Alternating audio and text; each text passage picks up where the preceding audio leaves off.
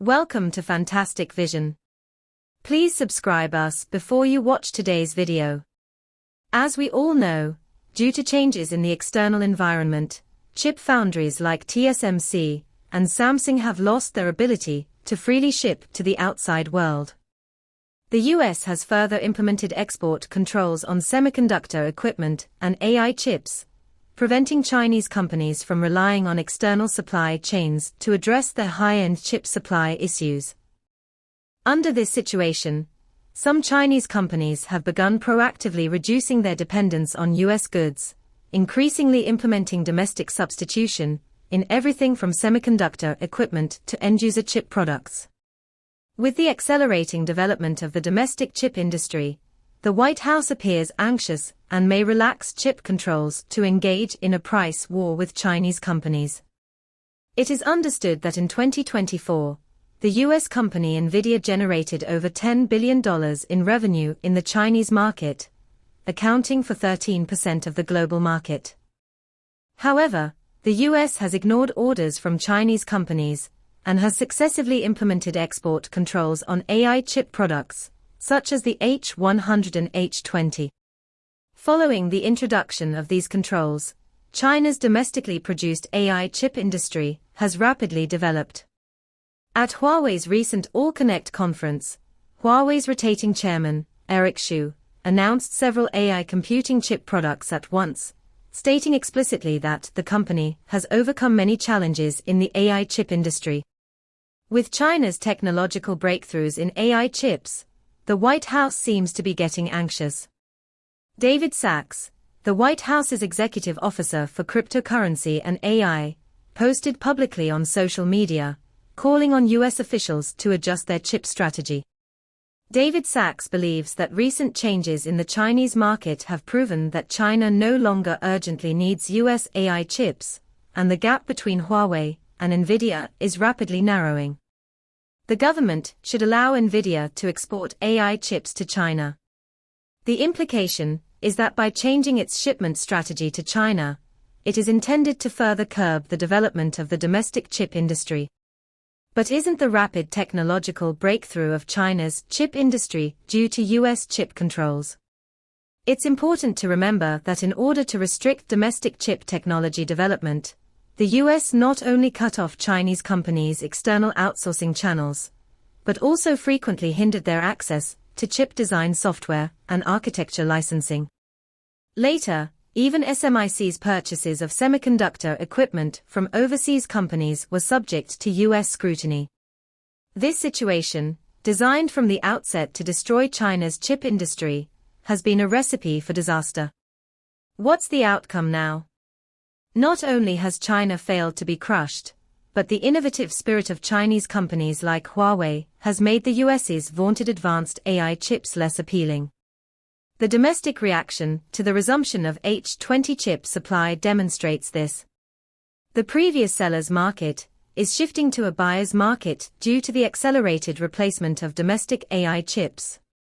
If high-end US AI chips are not sold to China, Chinese companies will resort to their own new methods. It now appears that the US may relax chip regulations and engage in a price war with China in the AI chip sector. There are three main reasons for this. First, the rapid pace of domestic AI chip development, coupled with Huawei's confirmed technological path, is accelerating. It's only a matter of time before domestic AI chips replace US chips. If US companies want to maintain their market position, they must secure export licenses to China to address their declining market share. Second, dumping AI chips at low prices is beneficial to American companies. After all, China already has the capacity to manufacture relevant AI chips.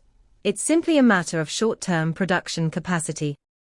Huawei's announced chip iteration timelines indicate that the company has already planned its product line for the next 3 to 5 years. These AI chips compete with American chip companies like Nvidia. If the US were to change its strategy and engage in dumping at low prices at this point, it would actually suppress potential competitors like Huawei and limit their technological breakthroughs in the AI chip field. By gaining greater market share and profits, American companies can allocate more funds for technological research and development, thereby ensuring their continued leading market position. Third, the US itself is reluctant to see Chinese companies succeed in their production lines, deriving themselves from American technology. American technology and standards have influenced the world since chip design. China's development of a chip industry chain, deriving itself from American technology, is essentially undermining the foundation of American technological hegemony. In the chip industry, success isn't guaranteed just because someone develops early. By taking a steady, progressive approach, China can not only avoid many of the pitfalls faced by European and American countries, but also optimize their industrial chain, technology, and equipment based on their development. Once a completely independent system is successfully operational, the US's technological hegemony in the chip industry will crumble. This is analogous to the current situation with new energy vehicles. China's development of a new generation of semiconductor technology will inevitably impact the interests of established European and American giants. There are only two possible outcomes. Either the other party identifies the risks early and manages them, resuming chip supply and forcing Chinese companies to abandon the development and iteration of new technology.